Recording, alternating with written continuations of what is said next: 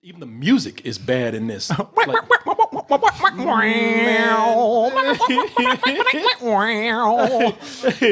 they Nickelodeon thing. I like the way I just left the camera on. You're like, that shit, man. wouldn't it be crazy to start foaming at the mouth and he was actually having a seizure? It'd be more entertaining than this movie.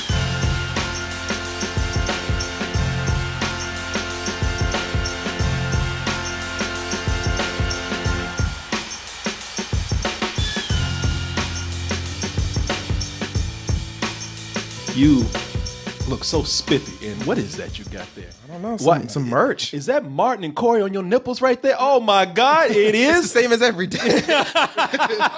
Living the fantasy. That was a limited edition sweater. Yeah, like Jesus. Yeah, man, you bought that at a time when we told people once it's gone, you're not going to get it anymore. That's why people should have listened up and gone over to dtmerch.com. Oh my God, so much stuff for you. Go to dtmerch.com and check out our wares. All right. Let's go ahead and get into the movie reviews. Tonight, as I said, we have two movies that are considered to be the worst movies in the world of the year. Well, probably not the world. Like how you started big and out the I year. know, I had to pull myself back. Of all time this week. Yes. One of those movies being the film that we're going to talk about right now, Chips. Let's go ahead and watch the trailer for this, and we'll come back and let you know if we agree with everybody out there saying that this is indeed one of the worst. I mean, surely it can't be that bad, can it? I have to take off. I hope that you're not preying on girls with low self-esteem. How are you judging them? Like by their hair? Like how straight their teeth are? Yeah. That's really shallow. Real talk. She ate my butt. She ate your ass? Oh, boy, how could that be the worst movie of the year, man? Who would have thunk? With crack dialogue like that. Did Quentin Tarantino write this shit? There would have been more niggas in there. Let's not front of that. Oh, okay, you're right. Yeah, this is actually written by the man that you saw in some of these clips in the trailer. And directed. And directed, a yeah. work of passion. What's that? A work of passion. A work of passion Yeah. by the great auteur, Dak Shepard. Yeah. You know, we're all friends here. I'm talking about us and the viewers out there. I mean, you know that we are very honest with each other.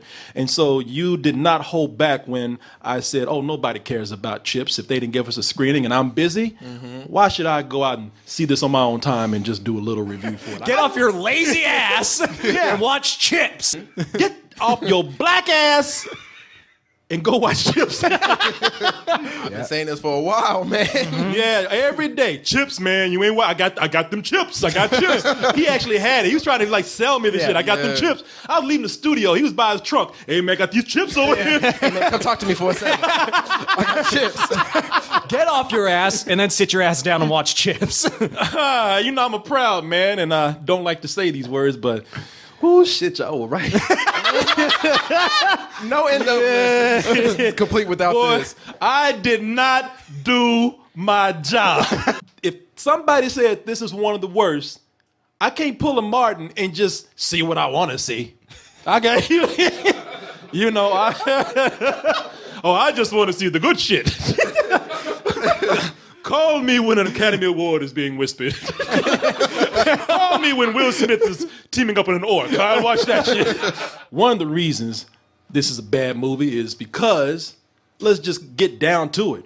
First of all, no one was asking for a fucking Chips movie. What? Speak for yourself. I was not familiar with the series at all. No, yeah, you know why? Because you're under 30. Yeah. That's why. Now I was in the Chips because I was born at that time because I'm old, because I'm 46. You know, I remember when it was on TV, when it was in its actual original run. And I'm talking about outside of syndication. And you know what? I mean, this is so old. This is back in the day when every show, everything. It could be a kid's show. It could be a cooking show. It could be a cop action show. This is how old this shit is. It all had to have disco in it. Oh, yeah.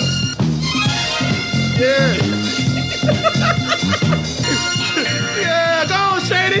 On, y'all. Yeah, man.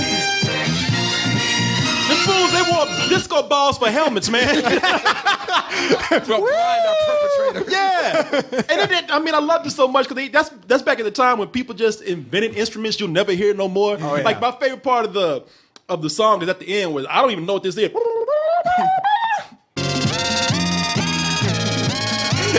It's like somebody strangling a Smurf or something. Nobody was asking for a fucking Chips movie, man. And I'm not saying that that's a bad thing. I mean, because if it had been a better movie, maybe it could have educated people about Chips. I don't know. Yeah. And who was asking for a movie of 21 Jump Street? And it turned out to be great. So who knows? Well, you know what? I can answer you on that because with 21 Jump Street and even Baywatch, those were television shows that, for one, were a little more recent. Yeah. At least you were born at that time.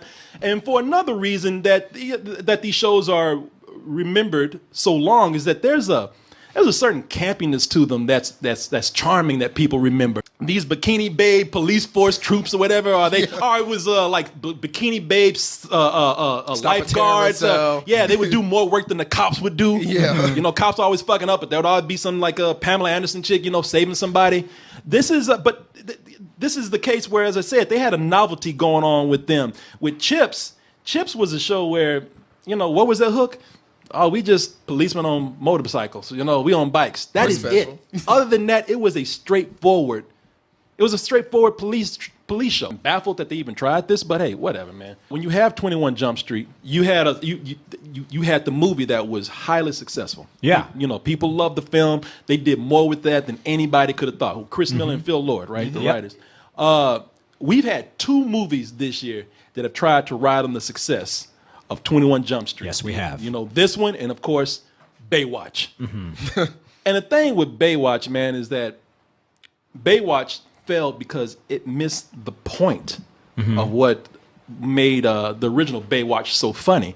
With this, they took a show where they should have been focusing on the campiness of the show and what made that show ridiculous, and instead said, all right, we're just going to take the visual icons, girls in bikinis and buff dudes, and try to get by the rest of it with just raunchy sexual nastiness, cross-dressing, lame jokes that they thought would propel the story or the movie, but they missed the point. That's not what it was about. 21 Jump Street was cool because it was able to take the premise and just keep focusing on how ridiculous it is. But they gave you your Zacky poo. Like, why is that? That hurts even more. Why was that a problem, man? That hurts even more. That my.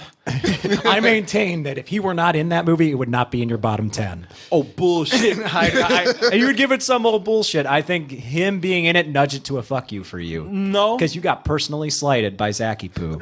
No. What's your excuse for Smurfs Lost Village? I just fucking hate it. There you go. That's how you feel about Baywatch. You and Martin, I don't know why y'all defend this movie like this is some good shit. No, I don't hate it. It's not good, but it didn't make me angry the way it made you guys angry. Because it's a piece of shit. I mean, it hurts, Gertz, that my Zacky Poo can't catch a break. Well, yeah, that's what I said. But I don't hold them. That's not the only thing that I'm holding against the movie. The movie misses the point of why it should have been. Of why it should have been a better film. They had like almost comedy that writes itself. Yeah, right. I don't know how they fucked that up. And this, they actually had money behind it. They had A-list stars with The Rock being in there, as well as Zac Efron. You started to say Zacky Poo, didn't you? Yeah, I was like, let me get this man's name right, Zac Efron. And they had the ability to turn around and make a really good and funny comedy, and they just missed every opportunity to do that. If nothing else, they knew that casting was important. They had The Rock and they had Zac Efron in there.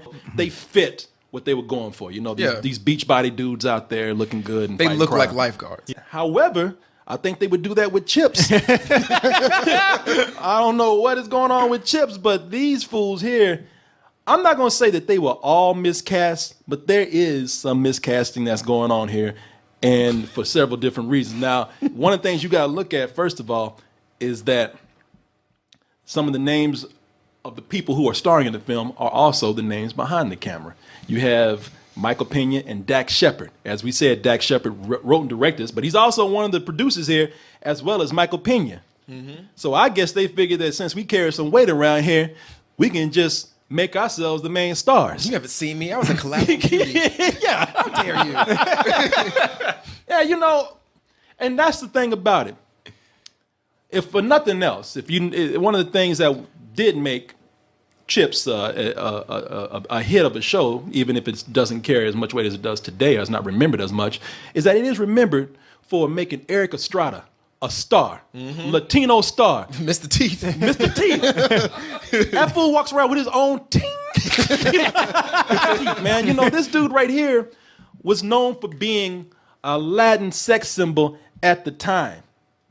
Michael Pena ain't that. No. Now, I like, don't get me wrong. I like Michael Pena. I'm not sitting up here trying to talk bad about him. Michael Pena is funny, and you can see him here. Michael Pena, of course, is the brown side of the duo here, Ponch and John. Michael Pena, you've seen him in a lot of things. Funny guy. You know, he's kind of transcended being a character actor. People actually know his name now. Mm-hmm. You don't get there without people appreciating your work. Sure.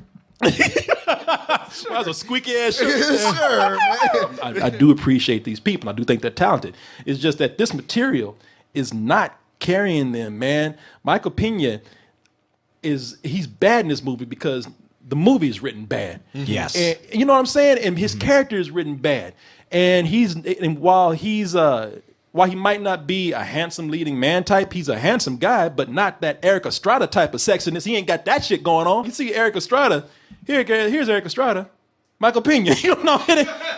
Now, I'm not saying that that's the case. The other thing is that Michael Pena is not a comedic leading man either. No. He's a funny guy, but with this kind of material where they let these guys kind of ad-lib a lot, he's not able to transcend the bad script that it is. Yeah, he tries to carry it with his personality, which really doesn't show in this movie either for some reason. No, not at all. And and he doesn't have a personality. He has a personality trait that they try to give him, which is linked to him again being like, this Irresistible man. Irresistible dude. Like the ladies can't lay off of him, and it's a good thing they can't because it's a good thing that he has like maybe two personality traits. One of those being that he's a sex addict. Yeah. Oh, hey, excuse me. What? Are you kidding me right now? I'm just like kind of powerless when it comes to yoga pants. Just like rapping on a woman's body, dude. You have a visible erection. You think you can ride with that? I don't know. I like the way Eric Estrada. Come on, bro. You have a physical erection. Do my legacy some good without all these stupid ass jokes. And even after that, he has a physical erection. The line after that is, "Hey, do I need to take you to the bathroom so you can jerk off?" Is there such thing as a not physical erection, a metaphysical erection, an imaginary It erection? could be an allegorical erection, I guess. A brain boner. Yes. Yeah, that is.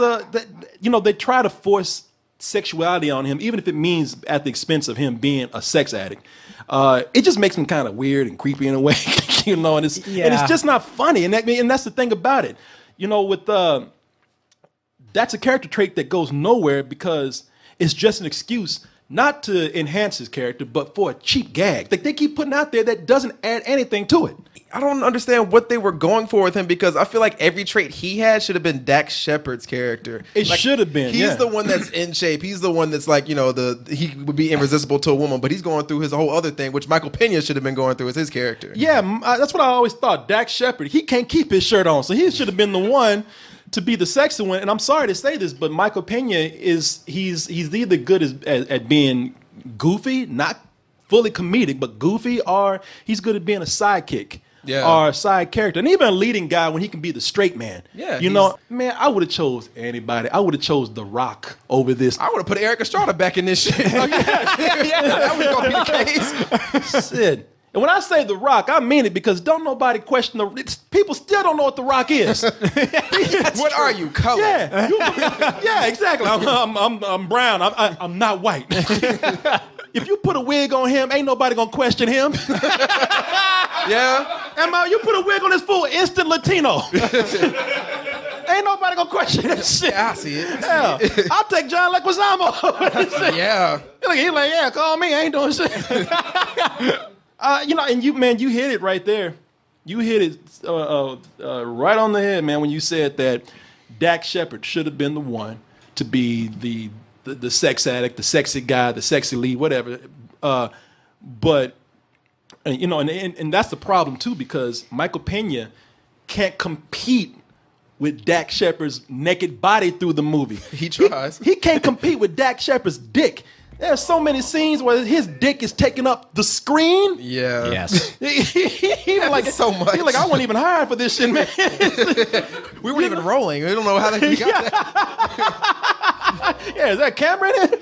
This Dax Shepard he can't keep his clothes on through this movie, man. I think he directed this half naked. I think he wrote it with no clothes on. Most likely. Yeah.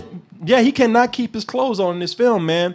Dax Shepard, he's you have these guys who are competing to be the sexy leading guy, and that's and you can't do that here in what they're trying to do. One of these guys has to be the straight guy. You will see scenes where this doesn't progress what little story they have at all. It really is stop and let me show my abs, let me show my dick. You might even catch a picture of my taint before it's all over with. They have one scene in there which they have several dick jokes, but this is one of the longest one in here. This is so drawn out. It shows you how bad this movie is in so many ways. One, it proves my point with Dax Shepard taking his clothes off. Two, it shows that there's no chemistry between Michael Pena and him. These guys are just shouting at each other insults or what they think are funny one-liners. And three, it goes to show you just how stretched out this movie is so that both those things can happen. But I'm not gonna carry your naked into the tub. I mean, you got a curtain on. You can't even lift me up and take me to the tub. I'm not gonna argue semantics with you.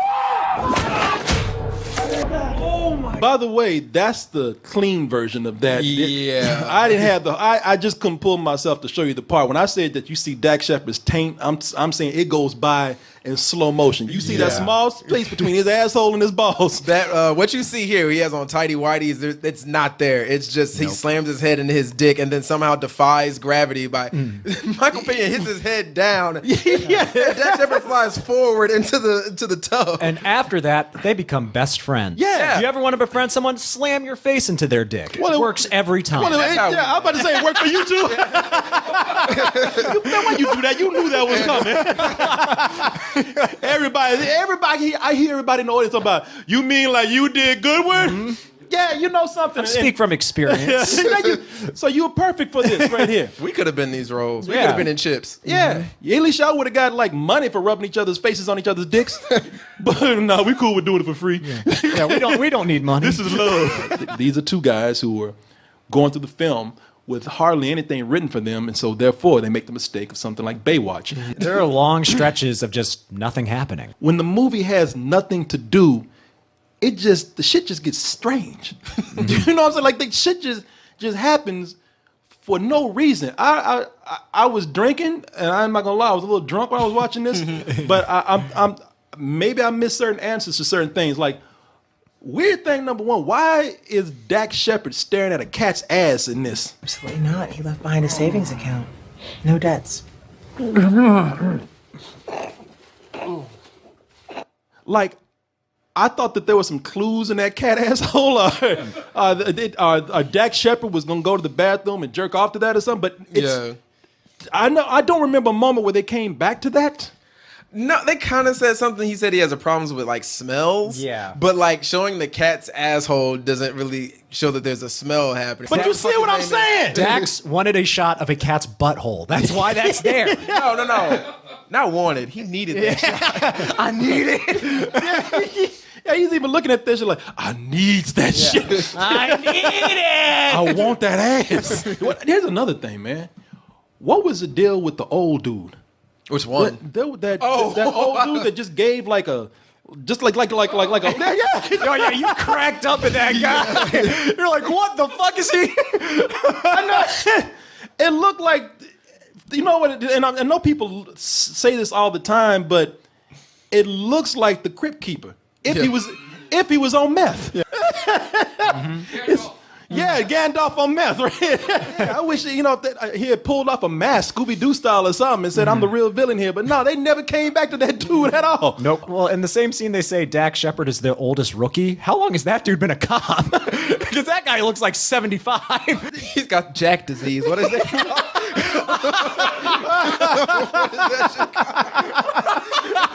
Well, he's actually 12. Yeah. This is a Make-A-Wish. Yeah, he's doing a ride-along for Make-A-Wish.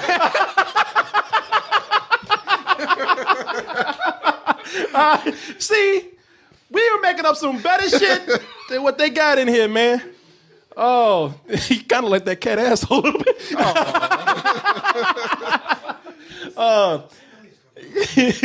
But man, the story that we have here is probably about 5 pages long, and your villain in here is about as is about as shallow as fuck, man. I mean, this dude has one thing: to be crooked, Yeah. and shoot at people. We're talking about Vincent D'Onofrio too. And here's the thing about Vincent: this is probably the weirdest thing in the movie is his. I hear gasp in the audience. Oh God, Jesus, Vincent D'Onofrio. Yeah, bro, yo, you related to Vincent D'Onofrio?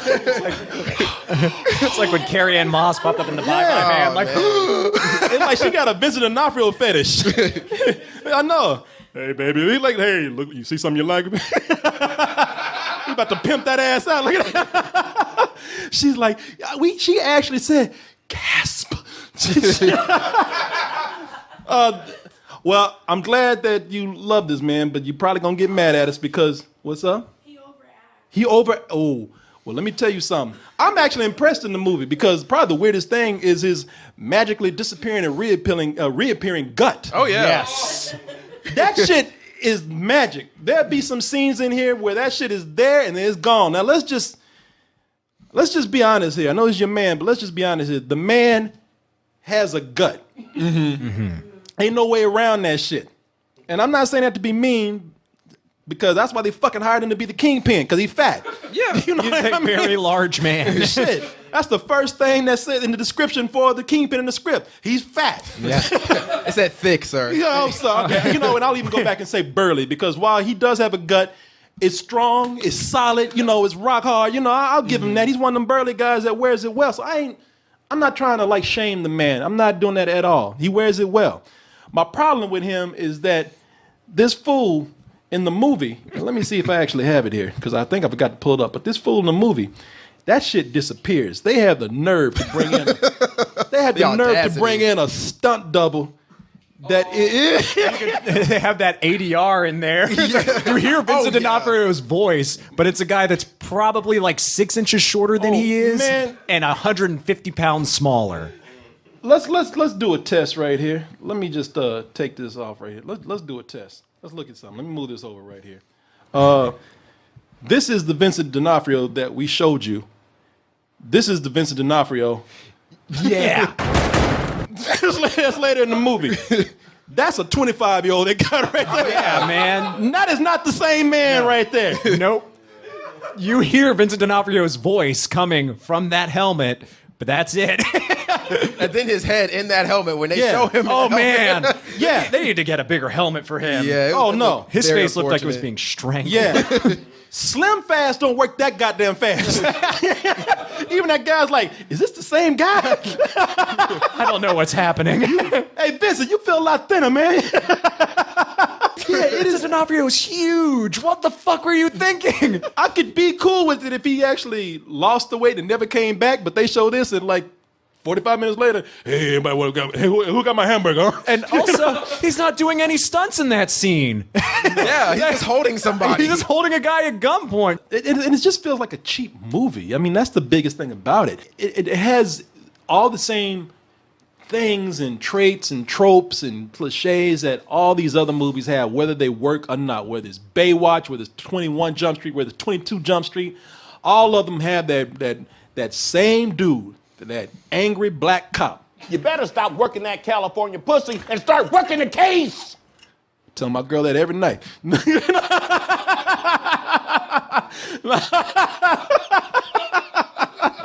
She ain't here. It does it just about as bad as Baywatch does it because they just throw it in there because they feel like, well, it's just funny that it's there. Yeah. Baywatch's black cop was actually funny. That was one of the moments we were like, this That dude is is true. actually good. Yeah. And I know you don't like Michael Pena, but I'll be honest with you, man. There are moments where him and Dak Shepard, I feel like when they are talking to each other and they're not trying too hard, even when the scenes are just the same scenes that we always see, the partners who are always looking at each other and hey partner, break down the walls, be honest with me, tell me your emotions. You know, they do the same kind of thing here, but in those scenes, at least they seem like people who are relaxed a little bit. It was enough for me to think that there was potential there for them. Like if they had been different written characters in a much better movie, or a movie in general, then they would have probably been more likable characters. I would have thought better about them. I think the movie would have been better. I don't know. You know, I think they have potential. It's just it's a generic feeling movie, and it looks cheap because it is generic. I mean, you have your standard setup shots. even for the car chases, they are just standard shots for any kind of car chase that you'll see. You know, in this, they shoot in bland locations. Yeah. You know, they even the music is bad in this. Like,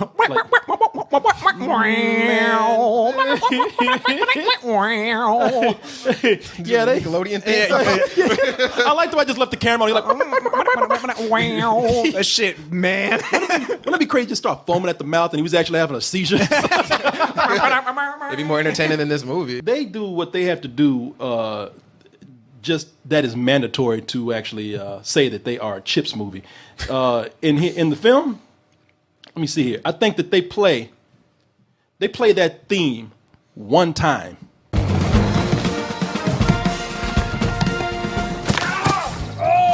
And they're like, that's done. Done. We are officially Chips. We've done our work. Yes. You're welcome. Yeah, we played the song. Yeah. So we Chips. But the other thing is that they once the theme is gone, this is the most generic ass I just got this off the shelf music. I mean, the editor literally sounds like he took the music off of a cassette tape on the shelf that you can just insert in any generic ass film that they have there. This shit is it's like you said, it's almost like children's show music. Yeah. Brought to you by the letter C. It is like the worst bad comedy music you can imagine in a movie. Yeah, it really is, man. I mean, that's not even any inspiration behind the direction, the creativity in it. It's a generic film. You want inspiration from somebody to put a blatant Arby's product placement in Quality beef. this is quality beef. Wow. Yeah, the product placement is so bad. They actually have Dak Shepard where you could tell he got paid like, I'm hungry. I'm going to go to Arby's. Okay. Don't nobody say Arby's with that much enthusiasm. No. You say, shit, I got to go to Arby's. If you say Arby's with that much enthusiasm, they are putting crack in your shit. They just say, Yeah. I'm going to go to Arby's. And then he walks back, and that fool walks back to his motorcycle. Now that's quality beef. Like, wow. You could almost see the Arby's executive off camera like, yes. Yes. Good. I say quality beef so I can finish. Yeah. There we go. Yeah, it is. Horsey sauce. This is what we like to call a non-movie. There's nothing but these people making this up as they go along. People who are not as funny as they think they are, whether it be because they just don't have the chops to do it or the material just doesn't let them do it. I don't know what the case is here, but this is such a non-movie. I can't even give it a fuck you. Okay. It is some bullshit, some old bullshit. It will definitely make my worst of list. But it's kind of making that list because you know what? I'm mad that I couldn't get mad at this. You know? It took your joy away. Yeah, it actually took something away from It's me. a fun vampire. Yeah. That's why I was drinking so much last night. So I was like, shit, I'm going to make some fun out of this bitch. Yeah. This feels like something that was shot over a weekend. And that's really sad because I've seen movies that were shot over a weekend that look better than this. This is a fucking disaster of a film. This is a solid fuck you for me. Well, this is one of those movies that's so dumb it makes you feel dumb while you're watching it. Just because there's so much nothing happening, it makes you feel like you missed something. Like, why is this going on? It's so baffling to me. Majority of its runtime is full of garbage, just trash. This movie fucking sucks. It's a fuck you. Damn, I feel like I failed as a critic, not giving a fuck you. Do your job. Why are you doing your job? I'm still not doing my job. Now YouTube's gonna come after. Why you giving this movie a pass? Oh, you love this shit. Or they might be like, right, hey, fuck them. We like this. Ain't nobody coming out the woodwork to defend this shit.